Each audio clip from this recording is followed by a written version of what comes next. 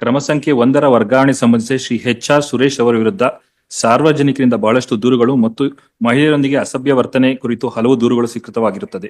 ಮುಂದುವರೆದು ಸದರಿ ಅಧಿಕಾರಿಯವರಿಗೆ ಇಲಾಖಾ ಏನಿದೆ ಅಲಿಗೇಷನ್ಸ್ ಏನಿದೆ ದುರ್ಬಳಕೆ ಕುರಿತು ಈಗಾಗಲೇ ಕರ್ನಾಟಕ ನಾಗರಿಕ ನಿಯಮ ನೋಡೋಣ.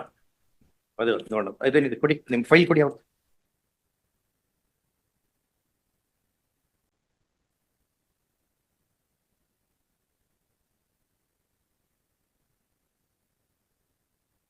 Number 10, MR Ire method.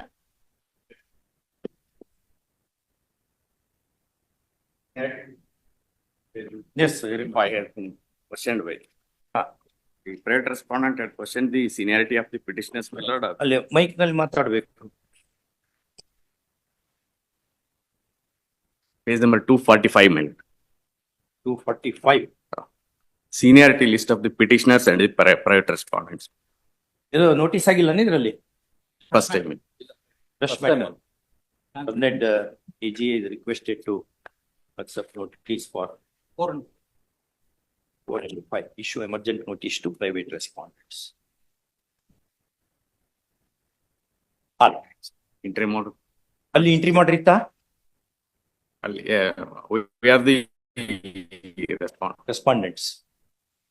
Entry order as paid for till next date of hearing. All right.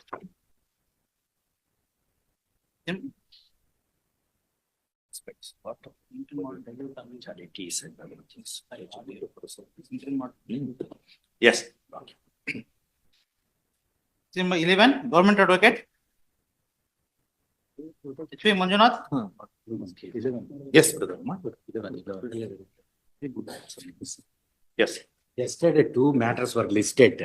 Similar matters. 8-4 ಹಾಕಿದೆ. ಅದ್ರ ಜೊತೆಗೆ ಇದನ್ನ ಕನೆಕ್ಟ್ ಮಾಡೋದಕ್ಕೆ ನಿನ್ನೆನೆ ಆರ್ಡರ್ ಆಗಿದೆ. All right. Call this matter along with WP number 206. Barbari, as requested by learned DG.